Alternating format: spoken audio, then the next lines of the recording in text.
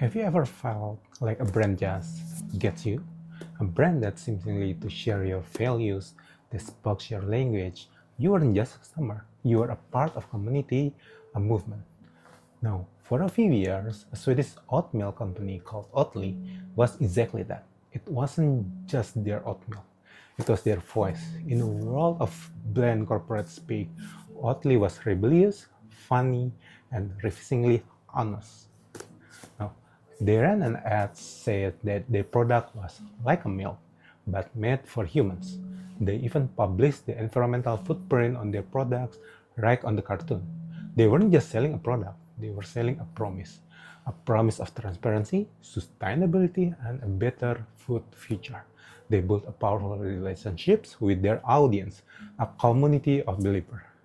And that deep relationship is exactly why their 200 million decisions in the summer of 2020 felt less like a business deal and more like a personal betrayal. The deal was with a consortium led the Blackstone Group. Now, for a Wall Street firm, Blackstone is a giant, but for Oatly fans, they represent everything that brand stood against. So it's like a common enemy for them. Let's be specific.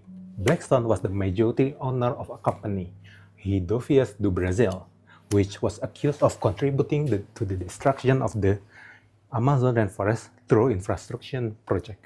On top of that, Blackstone CEO was one of the biggest financial backers of a political administration that was actively rolling back environmental protections, the very things the Oatly customers were fighting against. The contradiction was staggering. Oatly promise was clashing with Oatly action.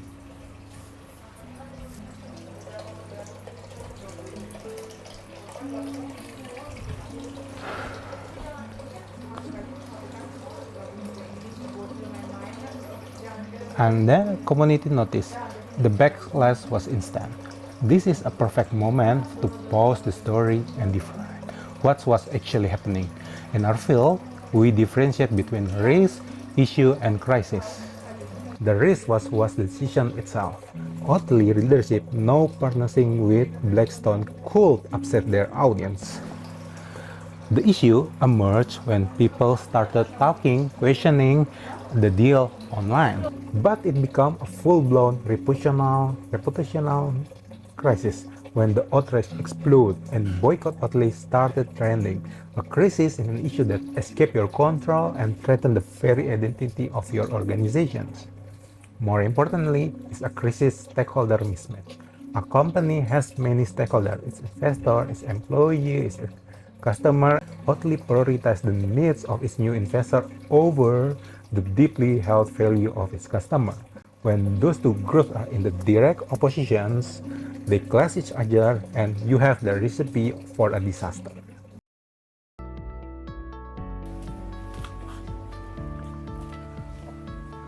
So, how does a company navigate this? Crisis communications is typically viewed in three different stages. Stage 1, the pre-crisis, is about prevention and planning. It's where Oatly made its faithful choices. The second one is stage 2, the crisis response. And Oatly's response was fascinating. They didn't apologize, they explained, they argued for transformation from within, that their partnership could make a firm like Blackstone greener. This is a strategy of justification. They were saying that action was necessary for a greater good. But it backfired.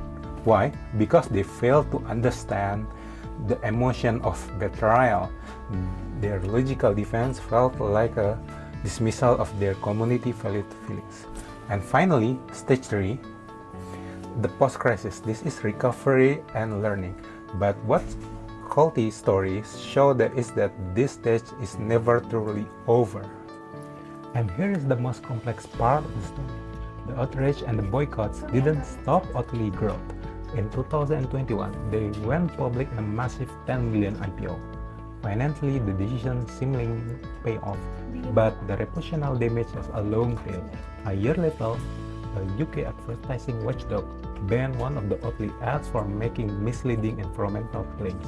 This ad fuels the fire to hurt those who already believe the company was engaging in greenwashing, using eco-friendly marketing to hide less than eco-friendly practice. The Blackstone deal has created a less of suspicions, and now everything they did was viewed through it. They won the investment, but they lose the benefit of the doubt. Whew. So, after all of this, what are the lessons we can take away? I believe it comes down to the three unbreakable rules for any modern brand. 1. A brand is a promise. Your identity is not what you say, but what you consistently do. 2. Know what you serve.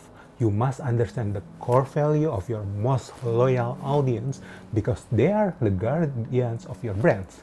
And 3. You cannot logic your way out of an emotional problem.